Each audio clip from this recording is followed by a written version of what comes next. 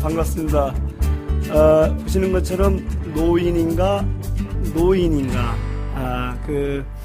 어느 강의를 갔던 어느 교수님이 당신들 보고 뭐라 그래요? 어르신들 그랬더니 뭐라 그랬는지 아세요? 우리 보고 노인이래요. 저 노인인 겁니다. 사람도 아니래요. 경로당에 가서 강의를 했더니 어떤 할머니가 이렇게 얘기를 해요.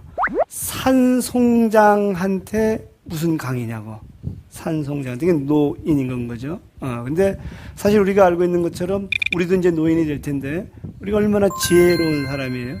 그리고 또 이 속에 경험도 있고 역사도 있고 그리고 또 그 속에서는 다양한 그 삶의 어떤 그 깊이도 있고 그럼에도 불구하고 왜 우리는 노인이라고 할까? 그래서 이 강의는 노인에서 노인으로 그리고 방법은 뭐고 그리고 실천들은 어떻게 되는 거고 그리고 어떻게 이제 새로운 인식들은 가능할 것인가 하는 이제 이야기들을 쭉 그동안에 해왔거든요. 그래서 오늘은 그렇게 이제 내가 선배 시민으로 그러니까 노인이 돼서 나를 자각하고 나서 그렇다면 제일 먼저 해야 될 것이 뭐냐?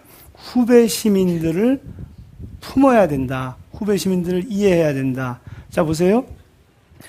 늙은이에서, 그러니까 이제 왼쪽에 사람도 아니래요. 이게 늙은이잖아요. 늙은이에서 선배 시민이 됐다는 것은 뭐냐면 돌봄의 대상에서 돌봄의 주체가 됐다는 거거든요. 그럼 누굴 돌보겠어요?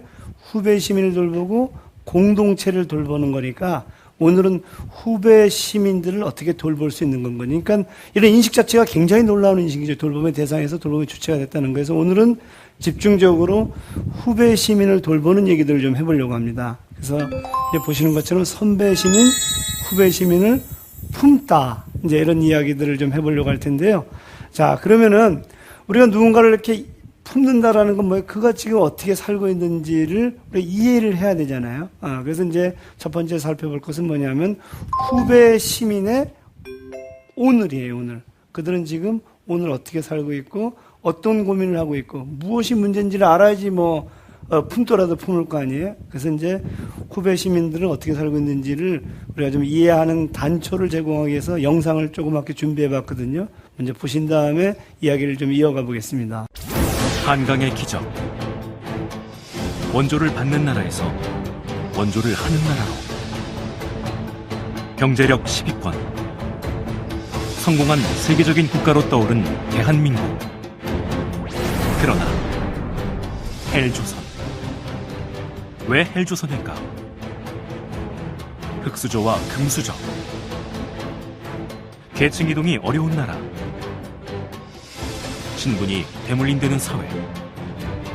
대한민국 성인 남녀 10명 중 8명. 기회만 된다면 이 땅을 떠나 살고 싶다. 불명예. OECD 50권항. 벗어날 길은 없을까? 희망을 버리라. 삶이 팍팍한 것은 참고 견디면서 내일을 기약할 수 있습니다. 하지만 그렇게 살아도 희망이 없다면 그것은 이미 지옥일 것입니다. 그렇다면 한국은 지옥에서 벗어날 수 없는 땅, 결코 희망이 없는 곳일까요?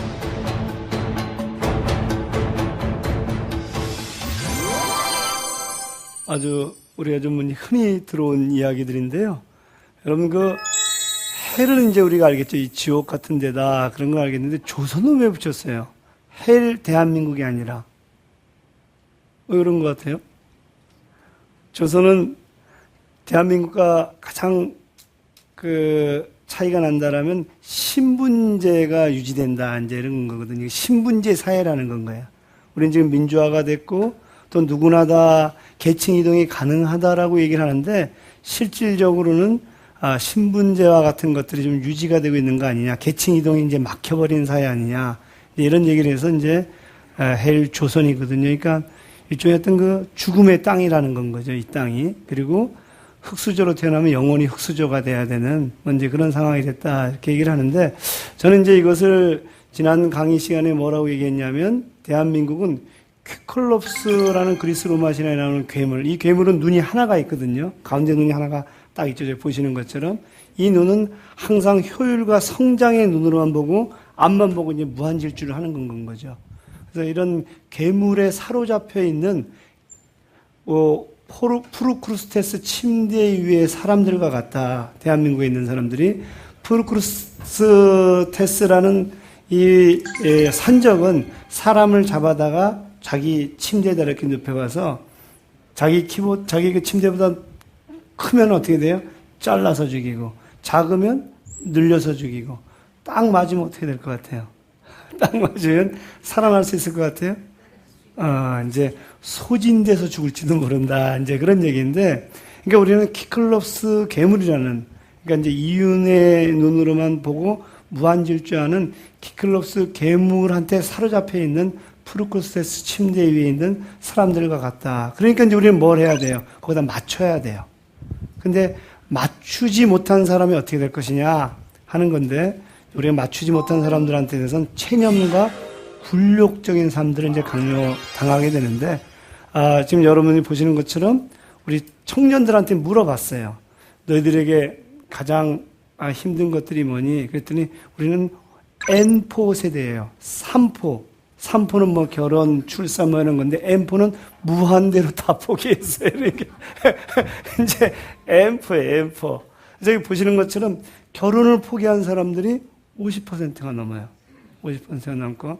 그 다음에 보신 것처럼 꿈과 희망을 포기한 사람들. 그 다음에 집 마련을 포기한 사람들. 더 놀라운 것은 연애를 포기한 사람들까지도. 그러니까 이게 M4 세대라고 얘기를 하니까 이 속에서 얼마나 체념, 포기, 그 다음에 이제 굴욕을 느끼게 되는데요. 최근에 이제 우리가 본 것들 중에 여러분들 혹시 그 생리대와 관련된 이야기들 아시죠? 굉장히 아주 우리가 이해할 수 없는데, 고등학교 선생님이 애가 학교를 안 나가고 찾아갔더니 누워있더라는 건 거야. 그래서 왜 누워있니? 그랬더니 생리대가 없어서 학교를 못 갔어요. 이제 이렇게 얘기를 하더라는 건 거예요. 그래서 이제 선생님이랑 같이 맞잡고 울었는데, 뭐 이런 어떤 거기에 맞추지 못한 사람들이 느끼는 그 비애와 고통, 굴욕, 뭐 이제 이런 것들이 엄청난 것들이다. 이제 이런 건 거고요. 그 다음에 더 놀라운 것은 여러분들 혹시 휴거라는 말 들어보셨어요? 휴거는 뭐죠? 종교에서, 예수님이 오셨을 때 들림받는 사람이잖아요. 근데 이건 그런 의미가 아니고, 어느, 건설사에서 만든 아파트 이름이 휴먼시아인데, 이건 임대 아파트에 들어가 있는 친구들이 휴먼시아인데, 휴먼시아에 사는 거지들. 이게 휴거라는 건 거예요. 지금 그래 본 것처럼, 고급 아파트에 사는 사람들이 어떻게 돼요? 철조망을 쳐놓고 다니질 못하게 하니까 얘들이 엄청 돌아서 다니거나 담을 넘어서 학교를 가게 되는 것들이 종종 목격이 되죠. 그래서 휴거라는 현상들도 맞추지 못한 사람들이 당하는 어떤 굴욕감, 고통, 이제 이런 건 거죠. 그러면은 우리 이제 어떻게 해야 돼요? 맞추지 못했을 때 저런 일들이 벌어지니까 맞추려고 노력해야 되잖아요. 자, 그러면 맞추려고 하는 사람들한테는 도대체 무슨 일들이 벌어질까 하는 것들이 이제 얘기하는데, 맞추려는 사람들은 반드시 저 병목 현상을 뚫고 가요. 왜 그러냐면 모든 사람이 맞출 수가 없기 때문에 아주 소수만이 들어가야 되니까, 지금 보시는 것처럼 엄청나게 많은 차들이 있는데, 이제 그 차들이 병목 현상을 뚫고 이제 들어가야 되는 건 거죠. 그래서 이제 이 병목 현상을 뚫는 이야기들은 상당히 처참하기 그지가 없는데, 지금 이제 보신 것처럼 이건 강남에 있는 초등학교 아이가 쓴 자기 계획서예요. 몇 시에 잠을 자죠?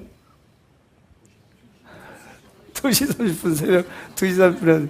여러분, 저런 식으로 공부했으면 지금 뭐가라도 돼도 됐을 것 같지 않겠어요? 몇 시에 일어나요? 7시에 일어나서. 그 다음에 학교를 갈 때 도시락을 싸가요. 저녁 도시락을. 그래서 저녁에 학원에서 저녁을 먹고, 그 다음에 뭐래요? 수학을 하고, 중국어를 하나 더 하고. 그리고 이제 집에 들어오는 건고, 이 친구들은 뭘 끌고 다니냐면 캐리어를 끌고 다니죠. 그런 걸 심심찮게 보는데, 왜 그래요? 거기에 병목 현상을 뚫고 들어가려고. 자, 오른쪽의 이야기는 실제 초등학교 아이가 쓴 글이에요. 아주 인터넷에서 아주 유명해진 이야기인데, 8살의 꿈이에요. 나는 공공초등학교를 나와서, 국제중학교를 나와서, 민사고를 나와서 하버드 대학을 갈 거다. 그래서 나는 내가 정말로 하고 싶은 미용사가 될 거다.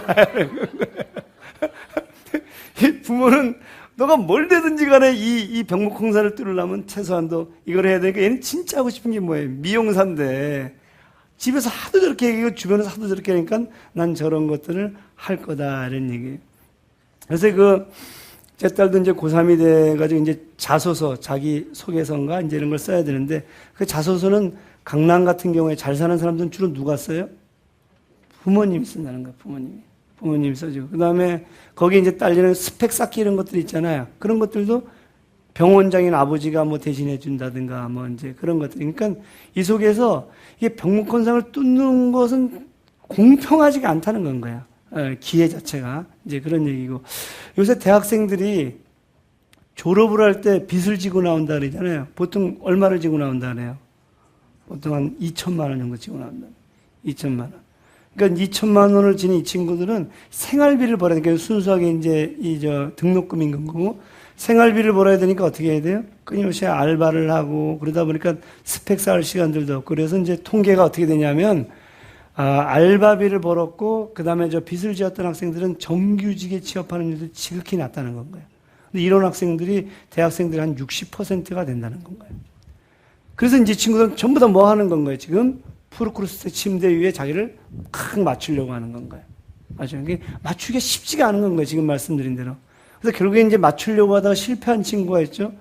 예전에 얼마 되지 않은 사건인데 공무원 준비하는 친구가 아파트 옥상에 올라가고 대학생인데 떨어져서 자살을 했죠. 근데 재수없게도 그 밑을 지나가는 공무원 가족이죠. 7급 공무원이었는데 양반이 정면으로 부딪혀갖고 죽은 사건들.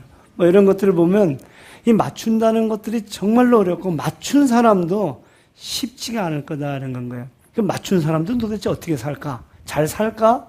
이런 것들이 제 질문이에요. 그래서 지금 또 맞춘 사람들이 어떻게 사는지 하는 이야기들을 좀 해보려고 하는데 맞춘 사람은 중독 조직 속에 들어가요. 저 중독은 누가 돼 있는 건 거예요? 키클럽 속 괴물이 딱 잡힌 사람들이니까 그 키클럽 속 괴물은 오로지 뭘 하기 위해서 달려가요? 이윤의 눈으로 달려가는 건 거예요.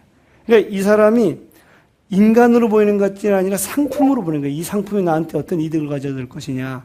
그래가지고 이제 프레이리 같은 사람 네크로필리아라는 말을 써요. 네크로필리아는 네크로는 시체예요.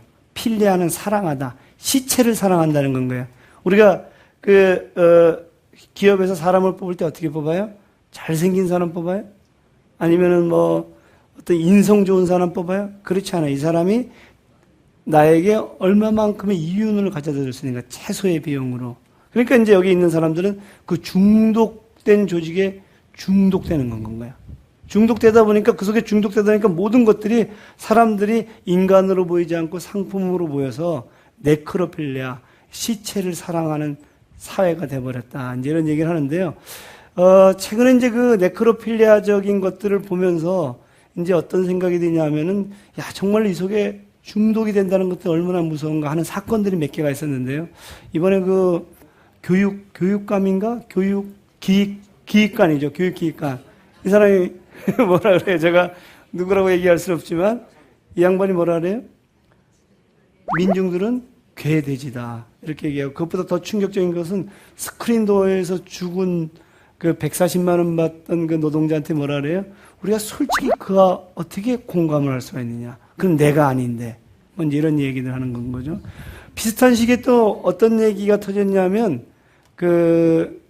소위 얘기하는 장학재단 이사장이 아까 대학생들이 2천만 원이나 이렇게 빚을 지고 그런다라고 얘기를 했더니 양반이 뭐라 그래요? 예? 일정한 정도의 빚이 있어야지 파이팅을 한다 말이야. 빚이 있어야 파이팅을 한다는 건 거예요. 그래야지 이렇게 살려는 의지가 있고 말이야. 이렇게 얘기를 한다는 건 거예요. 그러니까 이 스크린도에서 발생한 이 양반은 그런 생각을 하는 권력이라든가 자본 밑에서는 140만 원의 저임금을 받고 노동이라든가 고용 형태들도 어떻게 됐어요? 이게 소위 얘기하는 하청업체라든가 비정규직이라든가 이런 것들이 일상화되는 건 거죠. 그래서 맞추려고 했었을 때 아주 힘들지만 맞춰섰을 때 과연 우리가 안전할 수 있을까? 이제 이런 생각들을 하게 되더라. 이제 이런 건 거죠. 그러면 이제 우리가 할 수 있는 방법은 뭐가 있겠어요? 저항을 하는 거지. 그럼 저항한 사람은 어떻게 될 것 같아요? 저항한 사람은, 저도 가끔 제가 시험 문제 내면 저에게 저항하는 친구들이 있는데, 그럼 제가 어떻게 해줄 수가 없어요. 왜냐하면은, 이게 우리가 이제 사지선다로 컴퓨터에 마킹이 되기 때문에 어쩔 수가 없는데, 하지만 이제 저는 이제, 상당히 나름대로 이렇게 괜찮은 측에 속하는 사람이니까 저항한 사람을 기억하지는 않지만, 기억해서 두고 보자 말이야. 근데 저항하면 반드시 보복을 당하더라. 그래서 이제 제가 지금 보여드리려고 하는 것은 저항하는 자는 위험과 어떤 그 사회적인 소외들을 경험하게 될 거다. 저쪽에 보이는 그 외국인 친구가 스노우든이라는 친구예요. 스노우든은 이제, 소위 이제 부시 정권 때, 9.11 테러가 나고 나서 이제 미 정부가 상당히 그 개인 사생활이라든가 이런 것들을 관찰할 수 있도록 소위 그 법안을 통과시키고 났는데, 애국자법이라고 거기서 일하던 우리로 치면 국정원 직원이에요. 근데 이건 도대체 정의가 아니다. 난 정의를 물어야 되겠다. 물었는데 지금 어디 가요? 지금 그 러시아에 가고 최소 잡히면 30년형을 선고받아요. 저걸 보면서 우리가 도대체 어떻게 저항할 수 있을 것이냐. 우리 한국에서는 저것보다 더 처참해요. 처참한 건 뭐냐면, 베테랑이라는 영화 혹시 보셨어요? 베테랑이라는 영화는 실화를 바탕으로 해요. 그러니까 탱크로리를 운영하던 이 노동자들이 소위 이제 노동조합을 만들었어요. 그랬더니 그 원청에서 철저히 다 깨고 맨 마지막 노조위원장이 남았거든요. 그에게 이제 탱크로리를 네가 팔아라. 그럼 후하게 쳐줄 테니까 와라 그랬건지, 이 사람이 이제 모든 것을 포기하고 들어갔더니 거기에 있는 재벌 3세가 어떻게 돼요? 그를 이제 야구방망이로 때리고 거지를 넣고 때리고, 그러니까 맥값으로 2천만 원을 줬어요. 그래서 그걸 숨기고 있으니 딸이 발견해가지고 이제 언론에 보도가 되면서 그 이제 사건이 일어났는데, 결론적으로 이 사람은 엄청난 모욕을 느끼고 이제 근데 그걸 때렸던 이 나름대로 굉장히 굴지의 재벌이었던 이 사람은 지금 이제 선고 결과가 어떻게 나냐면 집행유예로 나왔어요. 그러니까 재벌에게 집행유예는 아무것도 아닌 건 거죠. 근데 그렇게 나서 저항을 한다라는 것들은 쉽지가 않은 건 거다. 이제 이런 건 거예요.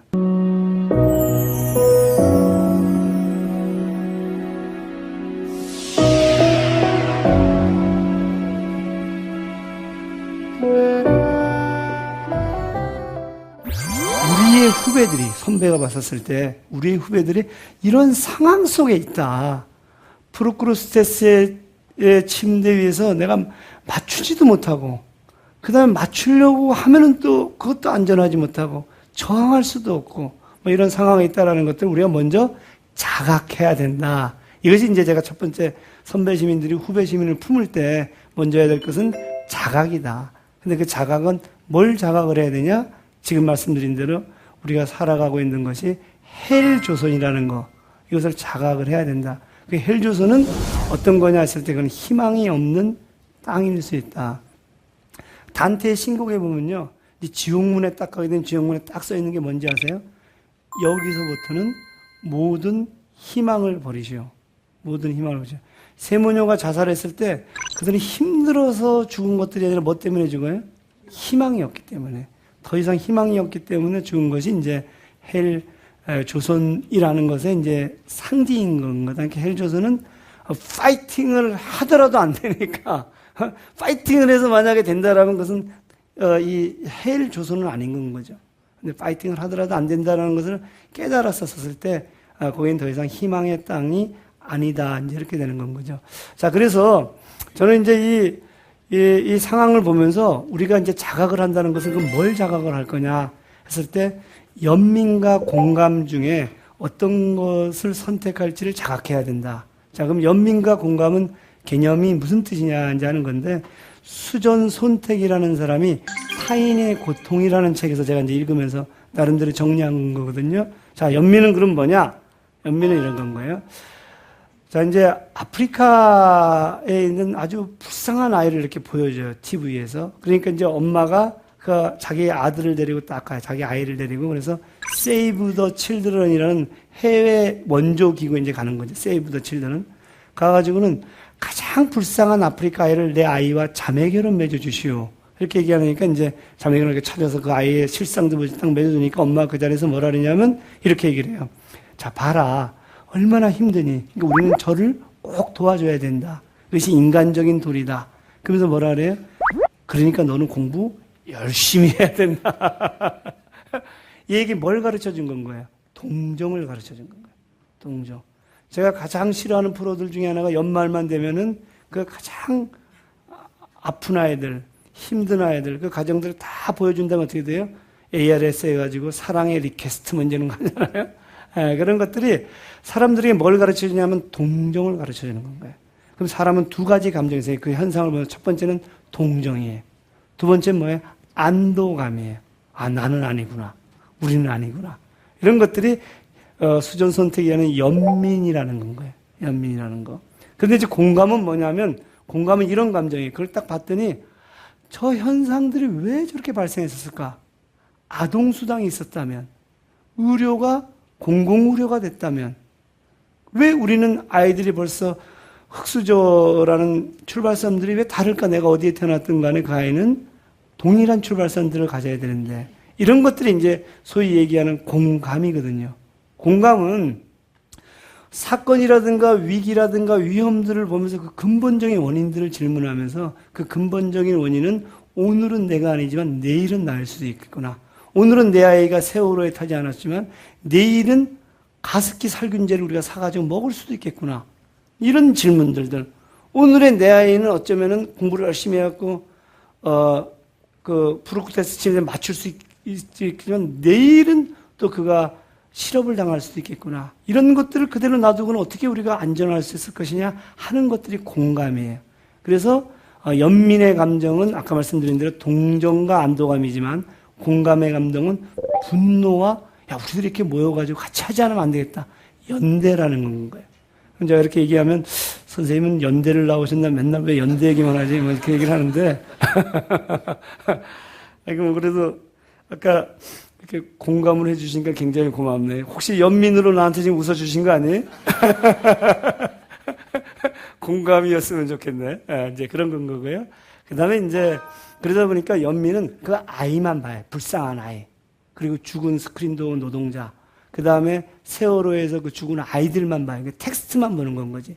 그러니까 가서 뭐예요? 애도하고 슬퍼하고 모금한 다음에 그 다음 어떻게 돼요? 야 이제 그만하자. 사고제도 지났잖아. 제가 마을 만들기 강의했던 마을 만들기 열심히 활동하시는 분이 교수님 솔직히 질문이 하나 있다고. 뭡니까? 그랬더니 왜 부모님이 죽어도 사고제를 하면 끝나는데 남의 아이가 죽었는데 왜 2년씩이나 이렇게 끌고 있냐고. 이분은 그 아이를 보고 뭘 한 건가요? 연민을 느낀 건 거예요.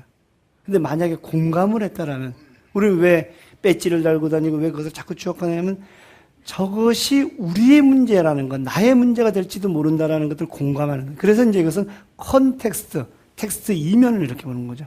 컨텍스트를 보고 그러다 보니까 관계라든가 구조라든가 이제 이런 것들을 보게 된다는 거죠. 근데 이제 아까 말씀드린 연민은 어떻게 돼요? 텍스트를 보고 개인을 보고 슬퍼하고 애도하는 것들로 멈춘다는 건가요. 그래서 이제 이 연민과 공감은 그런 차이가 있고요. 그러다 보니까 연민은 나하고 아프리카, 내 아이하고 아프리카하고는 다른 건가요. 그러니까 그 교육기획관이 뭐라 그래요? 아니 스크린도 애하고 내 아이가 어떻게 같냐고 말이야. 그것은 위선이라고 이렇게 얘기하는 건가요. 공감하지 못하는 건 거지. 자, 근데 공감은 나하고 쟤하고 오늘이 내가 아닐 수 있지만 내일은 날 수 있다라고 공감은 같다라고 보는 건가요. 그러다 보니까 맨 마지막에 대응 방식이 나 혼자서 슬퍼하고 제가 알고 있는 어떤 분은 우울증이 걸렸대요. 그 다음에 불면증이 걸리고 세월호를 보면서. 근데 나 혼자서 이제 그런 거죠. 근데 공감하는 것은 모여서 이렇게 함께 토론하고 고민하고 그러더라 이제 그런 건가요. 그래서 제가 선배 시민이 된다라는 것은 연민도 중요한 감정이지만 연민을 넘어서서 공감을 할 수 있어야 된다 이제 이런 건가요. 여러분들도 저를 연민의 눈으로 쳐다본다면 얼마나 제가 비참하겠어요. 제가 세월호 유가족 아버님을 만났는데 이렇게 얘기하더라고요. 교수님, 우리가 제일 힘든 게 뭔지 압니까? 우리를 동정하는 겁니다. 우리는 지금 이 구조적인 문제들을 제기하고 우리 아이의 죽음으로 인해서 더 이상 이런 것들이 벌어지지 않아야 된다. 우리는 열심히 싸우고 있는데 사람들은 우리를 보면서 동정하는, 아이고, 애를 저렇게 죽었으니 저럴 만도 하지. 나도 뭐 내 애가 죽었으면 저럴 거야. 그러니까 뭐라 그래? 이제 그만 좀 하자. 그렇게 죽은 사람들이 한두 명이나 교통사고도 안에 몇 명이나 죽는데 이렇게 된다는 건가요. 그래서 그 사람이 제일 굴욕적인 게 아까 말씀드린 대로 동정한다는 거예요. 그러니까 여러분들도 오늘 끝날 때까지 저를 동정해서 웃는 것도 괜찮아요. 뭐 TV에 나가는 거 어차피 공감인지 연민인지 알 수가 있단 말이야. 그러니까 연민해서 웃어도 괜찮다 이런 얘기예요. 자, 그러면 이제 이렇게 됐는데, 그래서 제가 이제 하는 얘기가 뭐냐면, 그러면 공감을 한다는 건 자각하는 건 거잖아요. 그래서 자각을 할 때, 마리다 같은 사람이 돼야 된다 하고, 제가 이제 창조해낸 인간인데, 벨라스케스의 이제 그림이에요, 저게.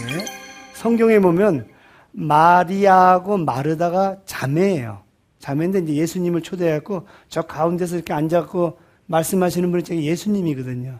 예수님이 이제 집에 와갖고 음식을 먹으러 오셨으니까 시간이 남으니까 앉아서 가면 뻘쭘하게 있을 수 있죠? 없잖아요. 그러니까 이제 이야기를 시작하니까 마리아가 쪼르르 달려갖고 지금 뭐 하는 건가요? 예수 얘기를 듣는 건가요? 그러면 동생이 나랑 같이 음식을 해야 되는데 지금 일소는 바쁜데 쪼르르 가서 달려들면 어떻게 해야 될 것 같아요? 열받지 않겠어요? 지금 표정 보세요. 마르다 표정이. 그냥 따라갖고 이제 예수님한테 예수님 쟤 좀 오라고 그래 했더니 예수님이 또 마리아 편을 들어요. 좋아하는 일을 하게 내버려둬라. 그러니까 더 열받아 있는 건가요. 그러니까 저 뒤에 있는 친구가 지금 악마인지 몰라요. 제가 얘기하는 게 뭐냐면 마르다는 뭐밖에 몰라요? 일밖에 몰라요. 마리아는 의미만 알아요. 여러분들은 뭐밖에 몰라요? 시험 성적밖에 모르잖아요. 공부를 하면서 뭘 알아야 돼요? 의미를 알아야 되거든. 의미를 알아야 되거든. 근데 이제 이 성적이 몇 점이냐서 제가 딱 만나면 저한테 하는 얘기가 딱 있어요. 교수님, 저 100점 맞았습니다. 딱 이렇게 얘기하면 제가 의미는요 이렇게 묻고 싶지만 참는 거지. 이렇게 꾹 눌러서 이렇게. 무슨 얘기인지 알겠죠? 그래서 제가 얘기하는 마리다는 뭐냐면 합성어예요. 의미를 알면서 끊임없이 실천하는 사람. 의미를 알면서. 우리가 방송대라는 우리 학교에 온 것들은 뭐냐면 내가 왜 여기에 왔지?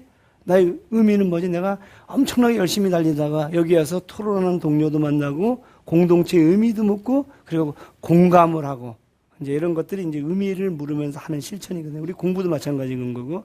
그래서 이제 제가 말씀드리고 싶은 것은 뭐냐면 선배 시민이 된다는 것은 후배들의 상황들을 자각하고 거기서 어떤 의미가 있는지를 공감하면서 끊임없이 실천하려고 하는 사람이다. 이런 건 거예요. 그럼 이제 이렇게 이제 자각을 하게 되면 그다음 뭘 해야 돼? 모여서 학습을 해야 된다. 그래서 이제 제가 보여드리는 것은 그다음에 학습이다라는 거예요. 그럼 학습은 뭐부터 학습을 해야 돼요? 어떻게 하면 키클롭스 괴물을 죽일까? 죽인 것이 너무 과격하다면 눈을 어떻게 가릴까? 눈 가리개를 이렇게 준비해가지고 이런 건 거거든요. 그래서 그리스 로마 신화에 보면 실질적으로 오디세우스와 그 병사들이 죽이지 못하고 눈을 찔러요. 지금 저 장면이 이제 눈을 찌르는 장면이거든요. 근데 눈을 찌를 때 그 과정이 재미있어요. 어떻게 재미있냐면, 자, 이제, 이 키클롭스 괴물이 이제 엄청나게 힘이 세죠. 그리고 동굴에 이들을 다 가둬놨단 말이에요. 가둬놓고 났는데 맨날 아침, 저녁으로 이렇게 사람을 잡아서 이렇게 탁 던져서 먹어요. 탁 던져서 먹고. 마치 키클롭스 괴물이 스크린도어에서 죽은 사람, 뭐 죽은 사람, 그러니까 한 해에 산재로만 우리나라 노동자 2,000명이 죽거든요. 산재로만. 그러니까 죽는단 말이에요. 그런데 그 양반이 그렇게 죽어서 그것이 어떻게 돼? 이윤이 되는 건 건가, 이렇게. 안전이라든가 이런 것들을 제대로 하지 않는 결과물들인 건 거죠. 죽게 되니까 어떻게 하면 저 키클롭스 괴물을 우리가 무찌를 수가 있지? 그래서 이 친구들이 모여가지고 지혜를 짜내요. 하루는 키클롭스 괴물이 오니까 같이 뭐라 하면, 야, 키클롭스, 우리가 강감히 생각해보고 당신과 생활해보니 당신이 힘이 제일 세다. 우린 너를 존경하지 않을 수가 없다. 그래서 우리는 이제 너에게 순응하기로 했다. 그랬더니 이 기분이 되게 좋은 건 거예요. 술을 드시죠, 키클롭스님. 그 술을 이제 엄청나게 먹은 건 거예요. 그러면서 이제 그 앞에서 주도했던 사람이 오디세우스예요. 야, 근데 너 이름은 뭐냐? 내가 너는 제일 나중에 잡아먹어. 너 총 마음에 든다. 그랬더니 이제 너 이름 뭐냐 그랬더니 뭐라 그래요? 내 이름은 노바디다. 노바디다. 이게 거짓말을 한 건 거지. 오디세우스인데. 근데 이게 노바디 알았어. 그래서 이제 자는 건 거야. 그때 병사들하고 오디세우스가 불을 빨갛게 달라가지고 지금 올라가고 지금 눈을 찌르고 있는 장면인 건가요. 확 찌니까 얘가 눈을 막 가면서 막 외치면서 뭐라고 외치? Nobody blinded me. Nobody blinded me. 이게 무슨 뜻이에요? 노바디라는 놈이 내 눈을 멀게 했어. 바깥에 이제 이 키클롭스의 형제들이 막 기다리고 있더니 막 달려와요. 근데 이제 큰 이제 돌이 막혔으니까 뭐라고? 그랬더니 Nobody blinded me. 비슷하지 않아요? 노바디를 고유명사라면 노바디라는 놈이 내 눈을 멀게 했지만 보통 명사라면 어떻게 돼요? 아무도 나를 눈멀게 하지 않았어. 그랬더니 이제 바깥에 있는 형제들이 말해요. 별 미친놈도 안 먹겠네. 술 처먹으면 곱게 먹지. 그래 간 건 거야. 그러면서 이제 탈출을 했다는 건 거예요. 제 얘기는 뭐냐면 무엇이 근본적인 문제인지를 자각을 하고 그런 다음에 모여가지고 어떻게 돼요? 지혜를 짜놓으면 죽이지 않더라도 어떤 그 방향이라든가 이런 것들을 우리가 막을 수가 있다. 이제 이런 건 거예요. 그래서 이제 제가 오늘 말씀드리고 싶은 것은, 아까 말씀드린 학습을 해야 되는데 모여가지고 학습한 다음에 이제 구체적인 실천들이 뭘까? 이런 것들을 고민해야 된다는 건 거예요. 그래서 역사적으로 보게 되면 실질적으로 이제 그런 학습을 통해 갖고 아까와 같은 이 퀴클롭스 괴물을 무찌른 사례가 이제 이 복지국가의 역사에서 보면 영국의 이제 사례인데요. 이제 전쟁이 터졌단 말이에요. 2차 세계대전이 터졌을 때 이제 이 전쟁이 연합군이 승리할 것 같으니까 그 당시 처칠이 보수당 당선된 이제 연립정부니까 이제 이 사람이 수반이 됐단 말이에요. 이렇게 얘기를 해요. 11개 내각에다가 너네가 전후 계획을 한번 만들어 봐라. 그리고 만들었는데 그때 처칠 입장에서 운이 나쁜지 운이 좋은지 모르겠지만 베버리지라는 외부 교수를 초대를 해요. 베버리지라는 외부 교수를. 그러니까 이제 베버리지가 아직 전쟁 중이니까 이게 전쟁은 45년도에 끝났는데 만들라고 제시한 건 41년도거든요. 이 베버리지 보고서는 42년도에 나와요. 나왔는데 탁 보니까 이게 너무 급진적인 거야. 누가 보기에? 처칠이 보기에. 그래서 처칠은 급진적이니까 우리가 못 받으니까 낼라면 너 이름으로 내라 이거야. 그래서 보시면 이제 오른쪽에 그 페이퍼 있잖아요. 저 페이퍼에 by Sir 윌리엄 베버리지. 정부 보고서 보통 자기 이름을 안 달고 나오거든요. 그래서 이제 저희 이름을 달고 나왔는데 문제는 뭐냐면 처칠은 저것이 나오고 나서 별 대수롭지 않게 생각했어요. 그리고 전쟁이 끝난 다음에 바로 의회를 해산하고 투표를 해요. 선거를 해요. 왜냐하면 자기가 전쟁에 오니까 당연히 자기가 될 줄 알았던 건가요. 근데 문제는 뭐냐면 시민들이 모여가지고 저 페이퍼를 다 읽어요. 펍에서도 읽고, 그러니까 술집에서도 읽고, 방공호에서도 읽고, 토론들을 시작하는 건가요. 그래가지고 놀라운 건 뭐냐면 저 사람들이 누굴 선택해요? 노동당을 선택해갖고 전후 최초로 노동당이 단독 집권을 하면서 복지국가가 되더라는 건 거예요. 그러니까 지금 말씀드린 대로 제일 중요한 것들은 뭐냐면 시민들이 아까 그 오디세우스의 병사들이 모여가지고 야, 이 위기가 뭘까? 이 근본적인 것들은 뭘까? 하고 뭐를 하기 시작했는 거예요. 토론을 하기 시작했다는 건 거예요. 그래서 그들이 그들의 공동체의 방향을 결정지었더라는 건 거예요. 그럼 그들은 왜 그런 결정을 내려요? 전쟁 과정 중에서 연대가 얼마나 중요한지를 알게 되는 건 거예요. 전쟁 전에는 계층 사회였잖아요. 이때 아이들이 전쟁 기간들 동안의 아이들보다 더 영양 결핍이라든가 이런 게 된 건 거예요. 전쟁 기간 중에 오히려 아이들이 튼튼해져요. 노동자의 아이들이. 왜 그래요? 배급제 때문에. 그래서 불평등이라는 것들이 얼마만큼 위험한 것인 오히려 역설적으로 전쟁 기간 중에 깨닫고 나서 그들이 이제는 우리가 이 공동체를 연대로 가야 된다. 이런 주장을 했다는 건 거예요. 이것보다 더 최근에 더 적극적인 사례는 스웨덴 같은 그 복지국가 사례인데요. 스웨덴 같은 복지국가를 우리가 뭐라 하냐면 스타디 서클 데모크라시 그래요. 책 동아리 민주주의. 성인 인구의 60%가 책 동아리에 참여한다는 건 거예요. 그러니까 60%가 아까 그 오디세우스 그 병사들과 같은 사람들이 도처에서 이렇게 뭘 만드는 건 거예요. 스타디 서클을 만들어서 뭘 얘기를 해요? 공동체에 대해서 이야기를 하고 고민들을 하고 물론 저기에 선배 시민들이 다 포진해서 이제 같이 토론을 해주는 건 거죠. 그래서 제가 오늘 말씀드리고 싶은 것은 뭐냐면 기본적으로 우리가 이 선배 시민이 된다는 것은 이 선배 시민 넓게 보면은 아까 노인이기도 하지만 또 이게 상대적인 거니까 50대에 있는 사람은 30대가 후배 시민이고 50대가 선배 시민이고 또 우리 초등학교 친구들한테는 대학생 선배가 선배 시민인 거고 이게 선배 시민들이 아무튼 자각하고 학습하고 그런데 무엇을 가야 될지를 도처에서 토론하는 과정들 속에서 변화들이 일어나더라는 거예요. 자, 근데 여기서 제일 중요한 것들은 뭐예요? 이렇게 선배 시민들이 모여갖고 할 수 있는 것들 중에 하나가 소통이라는 거예요. 대화라는 건 거예요. 그래서 제가 지금부터 대화에 대해서 이제 좀 얘기를 하고 싶은데, 대화를 해야 되는데, 문제는 뭐냐면, 우리가 알고 있는 노인들이 소통하기가 너무 힘들다는 거예요. 소통보단 불통이라는 건 거죠. 그래서 제가 그 현상들을 보여드릴 텐데, 이것은 선배 시민이 후배와 소통하게 되는데, 후배들도 선배 시민이 올 때 후배들과 소통하기가 힘들어요. 대한민국의 청년들, 지금을 사는 젊은이들은 참으로 고단한 하루하루를 보내고 있다고 말합니다. 그렇다면 이들을 바라보는 노인들의 시선은 어떨까요? 열심히 사는 것 같지를 않아요. 우리가 볼 때는. 의지가 약해. 우리 때 같지 않아. 모든 게 다 지들 탓이지 남 탓할 거 하나도 없죠. 3D 업종은 아예 돌아보지도 않고 편한 일만 찾는 나약한 존재들. 그래서 지금의 청년들의 문제는 능력이나 의지의 문제일 뿐 구조나 제도를 탓해선 안 된다고 노인들은 생각합니다. 그렇다면 오랜 세월 평생을 국가를 위해 가족을 위해 헌신했던 노인들. 이들을 바라보는 청년들의 시선은 어떨까요? 남의 말 전혀 안 들으시잖아요. 고집불통. 뭐 당신들 말이 다 옳다고 하는데 대화가 되겠어요? 잔소리 좀 그만했으면 좋겠어요. 저는 세대 차이가 느껴져서 별로 대화하고 싶지 않아요. 네. 꼰대.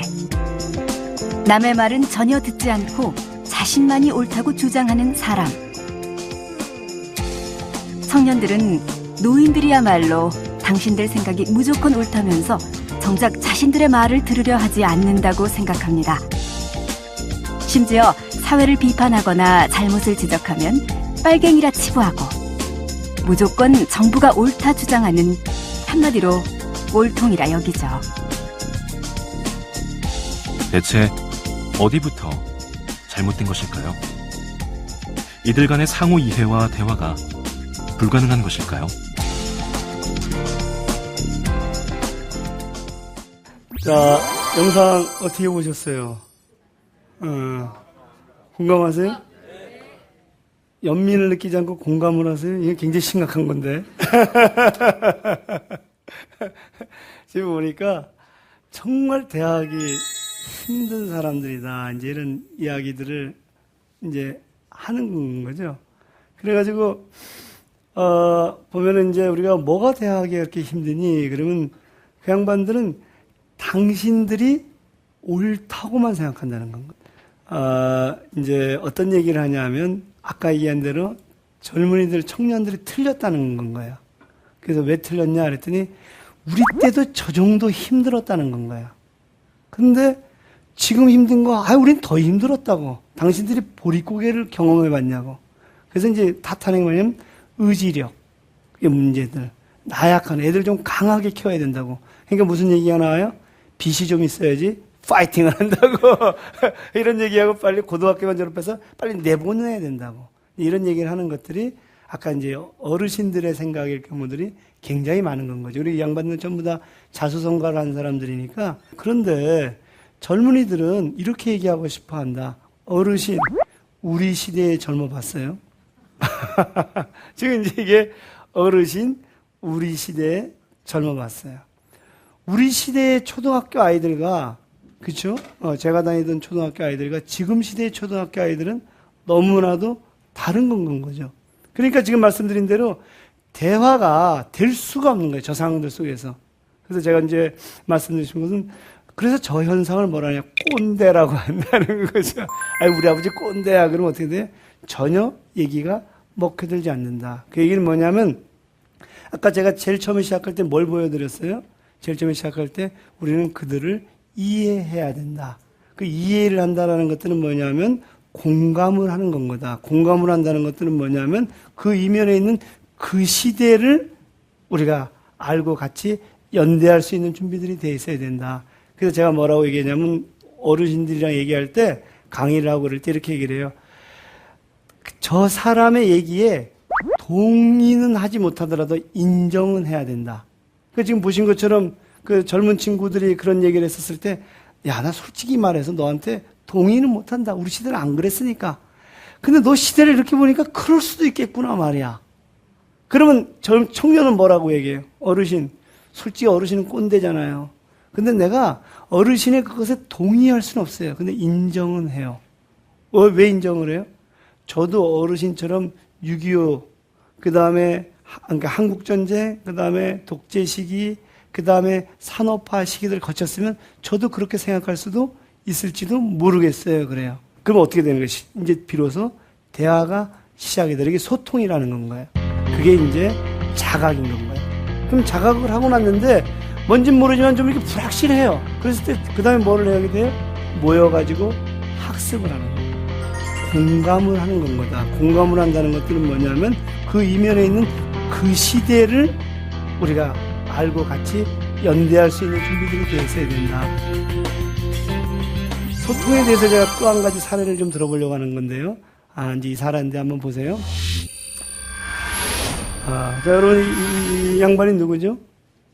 신창원이라는 사람인데, 이 친구는 이제 살인교사죄인가 해가지고 20여 년 이상의 형을 언도를 받았는데, 탈출을 해요. 탈출 2년여 동안 숨어 살다가 잡히거든요. 근데 이제 이 사람 얘기가 이렇게, 선생님이 이 XX의 네모네모야, 돈 안 가져왔는데 뭐하러 학교에 왔어? 빨리 꺼져! 라고 소리 치지만 않았다면 나는 이런 사람이 되지 않았을 거다. 난 그때서부터 무슨 마음이 생겼다? 악마가 생겼다. 그래서 이 사람 얘기는 내가 이렇게 된 것은 내가 아니라 이 사회가 나를 만든 건 거다. 하고 이제 신창원이라는 사람이 이제 감옥에 가면서 하는데 이 양반이랑 이제 비교되는 사람이 누구냐면 표창원이에요. 표창원. 그래서 신창원, 표창원인데 시대가 비슷해요. 나이가 1살 차이밖에 안 되고 생년월일도 생일도 비슷해요. 그래서 이제 이 양반에 대해서 표창원 씨가 이렇게 얘기를 해요. 사실 내가 지금 와서 얘기하는데 표창원 씨하고 신창원 씨하고 나하고 나이도 같고 자란 환경도 비슷하대요. 자란 환경도 비슷하대요. 그래서 실제 보니까 비슷해요. 예를 들면 이제 엄마가 안 계셨거든. 이 신창원은. 근데 표창원은 아버지가 이제 월남전에 가서 안 계셨었어요. 그러다 보니까 그 비슷하고 그다음에 말썽 피우는 것들도 똑같았대요. 애들 맨날 패고 그래서 표창원 씨 얘기 들어보면 자기 팔도 뿌려봤고 코도 뿌려봤고 뭐 엄청난 것들을 했다는 건 거야. 근데 신창원에게는 소통할 사람이 없었던 건 거야. 선생님이 저랬잖아요. 아버지가 신창원을 딱 끌고 가요. 어디 가는지 아세요? 소년원에 가요. 우리 이놈의 애 좀 사람 좀 만들어 달라고. 거기 들어갔다가 나오면서 얘가 이제 완전히 그 친구들도 세계 이제 이렇게 됐다는 건 거예요. 그러니까 이 신창원은 소통할 수 있는 어른이 없었던 거예요. 소통할 수 있는 동료가 없었던 거죠. 그러면서 이제 선생님도 저건 이제 기억나서 이 XX야 이것이 우리 예전에는 이게 초등학교가 의무교육이 아니기 때문에 뭘 냈던 거 기억나세요? 육성회비, 그 노란 봉투였나 이제 그랬죠. 그래서 그걸 안 갖고 오면 그렇게 선생님들한테 그쵸. 매도 맞고 그랬어요. 그죠? 근데 또 선생님들 지금 와서 이해해보면 어떻게 돼? 교장 선생님이 또 엄청나게 그랬을 테고. 또 교장 선생님도 이해가 되지. 그게 일정한 정도 이게 학교 운영비인데, 거기에 이제 책정된 돈이니까. 근데 이제 아무튼 그러던 시절에 그것 때문에 신창원은 이제 그렇게 됐다. 이렇게 얘기를 하는데, 표창원은 좀 달라요. 표창원은 엄마한테 이제 그렇게 욕을 듣고 나오면 바깥에 옆집에 소위 얘기하는 그 진영 엄마라는 분이 있었대. 이제 그 표창원 씨가 이제 해상하는 분인데, 진영 엄마가 딱 표창원에 나올 때 이렇게 진영을 치고 있는 거죠, 이렇게. 그래서 진영을 치고 있다가 어떻게 돼요? 와가지고 이렇게 안아줬다는 건 거예요. 안아줬다는 거예요. 그리고 학교에 가면 학교 선생님도 그렇게 안아줬다는 건 거예요. 그래서 이제 그것을 통해서 나하고 신창원은 다른 길을 갔다. 그리고 실제적으로 신창원 씨가 표창원 씨한테 편지도 보내요. 근데 표창원 씨는 이제 여러 군데서 인터뷰를 하면서 이제 그 모습을 보여주는데, 그래서 한 사람은 희대의 범죄자가 되고, 지금 현재 표창원 씨는 국회의원까지 되고, 뭐 범죄 파일럿이 되고, 이제 이렇게 프로파일러가 되고 이제 이렇게 된 건 거죠. 그래서 아무튼 말씀드리고 싶은 것은 뭐냐면, 이 소통이라는 것들이 아까 우리 꼰대야 이렇게 개인들 간의 대화도 불가능하게 되지만 한 사회의 범죄자를 만들 수도 있고 안 만들 수도 있는 거구나. 이제 이렇게 얘기를 하는 건 거죠. 근데 제가 이제 하나 더 사례를 보여드릴 텐데, 이거는 그것보다 더 심각한, 소통이 안 됐을 때 얼마만큼의 무시무시한 일이 벌어지나 하는 이제 사례인데요. 자, 요거는 이제 요 사례예요. 자, 보시는 것처럼 이제 프리모 레비라는 사람이 쓴 이것이 인간인가라는 책이에요. 이것이 인간인가라는 책인데, 저 책은 이제 어떤 거냐면, 프리모 레비라는 사람은 어떤 사람이냐면은, 기본적으로 이 사람은 이제 이 과학자인데, 히틀러 차에 이제 저항하다가 잡혔어요. 그래서 한 감옥에서 한 3년을 이제 보냈던 사람인데, 이 사람이 이제 감옥에서 보내고 나서 겨우겨우 살아나요. 살아나가지고 이제 자신의 그 경험담을 쓴 책이 프리모 레비의 이것이 인간인가 하는 책이에요. 책인데, 이 사람이 이제 궁금한 게 있어요. 이 프리모 레비가 궁금한 게 뭐냐면, 히틀러의 시민들이죠. 그러니까 뭐 히틀러의 신민이죠. 이 히틀러가 이제 권력자는 그의 백성이다 이렇게 보면 되는데, 히틀러의 시민들한테 물어봤어요. 야, 당신이 그때 히틀러식에 왜 저항하지 않았느냐? 그리고 이웃에 히틀러 때문에 유태인만 600만 명이 죽거든요. 그 중에 100만 명은 아동 청소년이에요. 죽었는데 너는 왜 그렇게 그것을 모르는 척하고 저항하지 않았느냐? 히틀러의 시민들이 뭐라 그랬을 것 같아요? 그렇게 많이 죽는지 몰랐다. 히틀러가 그렇게 나쁜 놈인지 나 몰랐다. 이렇게 주장을 해요. 그래서 이제 프리모 레비가 정말 몰랐을까? 600명도 아니고 6명도 아니고 600만 명이 죽었거든요. 600만 명이 죽는데 그걸 몰랐을 수가 있을까? 이게 이제 누구의 궁금증인 거예요? 이 프리모 레비의 궁금증이에요. 그래서 프리모 레비가 이렇게 가서 한 사람 한 사람 만나봐요. 그때 딱 깨달아요. 정말 몰랐었을 수도 있겠다. 그래요. 그럼 왜 정말 몰랐었을 수가 있느냐 했더니, 이 사람들은 알고 싶지 않아서 알지 못했다. 알고 싶지 않았다는 건가요? 왜 알고 싶지 않아요? 알면은 고통스러울까봐. 알면은 내가 알면서도 너네 그렇게 협력을 해서 이럴까봐. 그래서 이 사람들은 뭐를 때문에 그러냐면 자기가 공범자 의식을 갖고 싶지 않았다는 건가요? 공범자. 그래서 이제 사람들이 이제 이런 일들이 벌어져요. 그래서 그러다 보니까 이런 일들이 어떻게 보면 그 당시에 불문율이 뭐냐? 아는 사람은 말하지 않고, 아는 사람은 말하지 않아요. 다치니까. 두려운 건 거예요. 두려운 건 거예요. 그래서 이제 아는 사람은 말하지 않고, 그 다음에 모르는 사람은 뭐예요? 질문하지 않아요. 왜 질문하지 않아요? 아니에요. 알고 싶지 않아서가 아니라 알면 다칠까봐. 근데 질문했는데 정말로 내가 막연하게 잠재적으로 이런 걸 거다라고 예상한 답변이 나오면 어떻게 할 거야, 내가? 그러니까 알까봐. 그 천기를 내가 알게 될까봐. 그래서 이제 모르는 사람은 질문하지 않고, 그 다음 더 놀라운 것은 뭐냐면 질문한 사람에게는 대답하지 않더라. 엄마, 내 옆집에 그 친구 있잖아. 걔 레비가 사라졌어. 엄마 어떻게 된 거야? 그럼 뭐라 그래요? 야, 임마, 공부를 열심히 해. 이렇게 얘기한 것이. 그러니까 어떻게 돼? 질문한 사람에게는 대답하지 않더라는 건가요. 그러니까 아까 우리가 말씀드린 대로 우리가 연민이라는 것들이 어떻게 보면 혼자서 고독하고 혼자서 슬퍼하고 혼자서 해결하잖아요. 그래서 우리가 세월호가 있었을 때 절대 정치적으로 이용하지 마라. 그러니까 혼자서 애도하고 슬퍼하고 모금한 다음에 사고제가 지난 다음에 어떻게 돼요? 그래, 나는 이제 내 시민으로서의 의무를 다 했어. 그러면서 이제 걸어 나가는 거야, 이렇게. 그래서 여전히 슬퍼하는 사람들한테 보면 뭐라 그래요? 왜 지 자식도 아닌데 말이야. 왜 저를 가? 난 충분히 뭘 했으니까. 난 충분히 슬퍼했으니까. 이게 이제 무슨 의식이에요? 아까 얘기한 공범자 의식을 갖지 않으려고. 그래서 오늘 제가 이제 말씀드리고 싶은 것은 뭐냐면, 프리모 레미는 그렇게 얘기하면서 히틀러의 시민들은 유죄라 그랬을 것 같아요? 무죄라 그랬을 것 같아요? 그걸 보면서. 히틀러의 시민들은. 유죄? 왜 유죄? 난 몰라서 그랬는데. 그렇죠. 그래서, 프리모 레미는 맨 마지막 책에 이렇게 써요. 그들은 고의적인 태만함을 갖고 있었다. 그게 고의적인 태만함이라는 건가요? 저는 그걸 뭐라고 하냐면, 의도된 무지다. 의도된 무지. 무지를 어떻게 한 건가요? 의도한 거예요.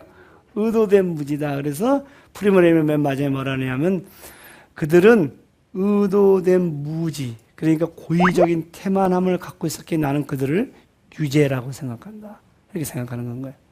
제가 오늘 처음 시작할 때 무슨 말씀을 드렸냐면, 자, 우리가 후배들을 위해서 선배 시민이 된다는 것은 뭐부터 시작해야 된다 그랬어요?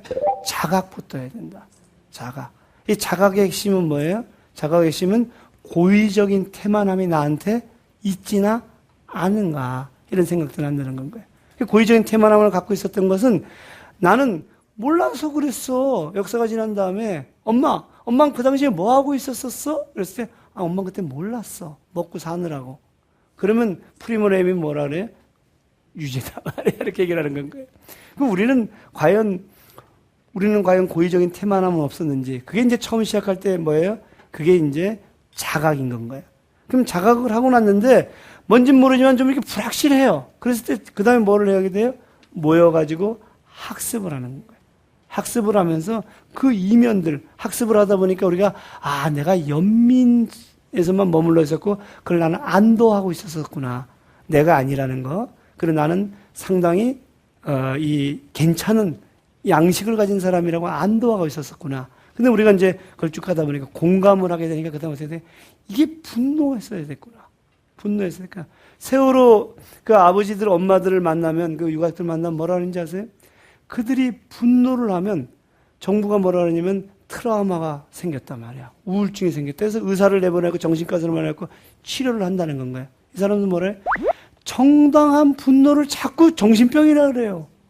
정당한 분노를 자꾸 트라우마라 그래요. 그래서 트라우마 센터가 생겼었어요. 그러니까 이 사람들은 미치는 건 거지. 그리고 옆에 있는 사람들도 저거 지속되면 정신병 걸리는데, 우울증 걸리는데, 그게 이제 일종의 뭐예요? 연민인 건 거예요. 그러니까 정당한 분노를 하고, 그래서 이게 근본적으로 바뀌는 것에 대해서 학습을 통해서 서로 이제 깨달아야 되고, 그런 다음에 뭘 해야 돼요? 연대해서 실천들을 해야 된다. 그게 이제 소통인 건 거죠. 자, 그래서 오늘 제가 선배 시민들이 해야 될 것들은 뭐냐 했었을 때 후배 시민을 품는 거는 단지 그들의 연민을 가지고 힘들지 아프지 이렇게 품는 것을 넘어서야 된다는 건 거예요. 제 딸이 고3인데 집에 오면 힘들어요. 그러면 딸을 품으면서 힘들지 아프지 금방 지나갈 거야. 그런 다음에 뭐라 그래요? 내일 그 다음 아침에 학교 가야지 이렇게 얘기하는 거예요. 연민이. 그래서 둘째 딸이 어떻게 돼? 또 지나면 또 가면은 힘들지 아프지? 너 언니도 잘 다녔으니까 금방 끝날 거야. 학교 가야지! 이렇게 얘기하는 건 거지.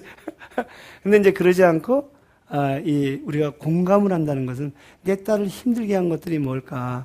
이것은 내가 문제가 아니라 나와 같은 대한민국을 사는 모든 사람들이에요. 그래서 모여가지고 뭐래요? 소통을 하는 건가요? 소통을 하는 거예요. 그래서 제가 오늘 말씀드리고 싶은 것은 뭐냐면 프리모 레비의 얘기를 다시 오게 되면 우리는 뭘 해야 될까? 선배 시민이 된다는 것들은 어떤 것일까? 자각하고 학습하고 소통을 하는데 그 시작은 아는 사람은 말하고, 그렇죠? 모르는 사람은 질문하고, 그 다음에 질문한 사람에게는 반드시 대답을 한다. 그랬을 때 그것이 선배 시민이 하나 후배 시민을 품는 방법인데, 우리 지금 현재 헬조선이라는 말이 나오고 흑수저, 금수저 얘기가 나올 때 아는 사람은 말해야 돼요. 이 근본적인 문제가 뭔지. 그 다음에 모르는 사람은 질문을 해야 돼. 왜 아무리 열심히 노력해도 안 되죠? 왜 개천에서 용 난다는데 개천은 자꾸 말라가고 있죠? 강남에서만 왜 용이 나오죠? 예. 그래서 이제 이 모르는 사람은 질문해야 되고 질문한 사람들이 야 우리 가서 한번 얘기해 보자 말이야. 이렇게 소통을 해야 된다. 이렇게 말씀을 드리면서 오늘 이제 선배 시민의 7번째 강의는 선배 시민, 후배 시민을